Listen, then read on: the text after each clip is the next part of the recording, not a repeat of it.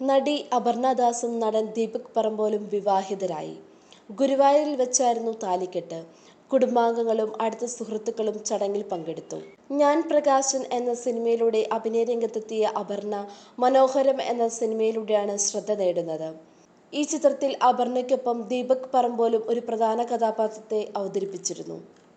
Beast എന്ന വിജയ് ചിത്രത്തിൽ തമിഴകത്ത് അരങ്ങേറ്റം നടത്തിയ അപർണ കഴിഞ്ഞ വർഷം റിലീസ് ചെയ്ത ഡാഡ എന്ന തമിഴ് ചിത്രത്തിലും നായികയായി മികച്ച പ്രകടനം നടത്തിയിരുന്നു. ആദികേശവയിലൂടെ കഴിഞ്ഞ വർഷം തന്നെ തെലുങ്കിലും അരങ്ങേറ്റം കുറിച്ചു.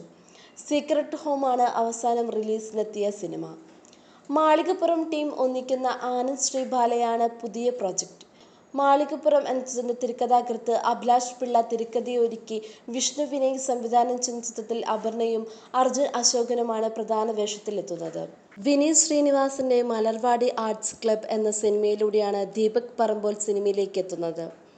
തട്ടത്തിൻ മറയത്ത്, തിര, D Company, Kunjiramayanam, Rakshadhikari Baiju, Vishwavikhyatharaya Payyanmar, Captain, BTech, Kannur Squad തുടങ്ങിയ സിനിമകളിലൂടെയും അടുത്തിടെ വമ്പൻ ഹിറ്റായ മഞ്ഞുമൽ ബോയ്സിൽ വന്നു നിൽക്കുകയാണ് ദീപക് പറമ്പോലിന്റെ അഭിനയ ജീവിതം.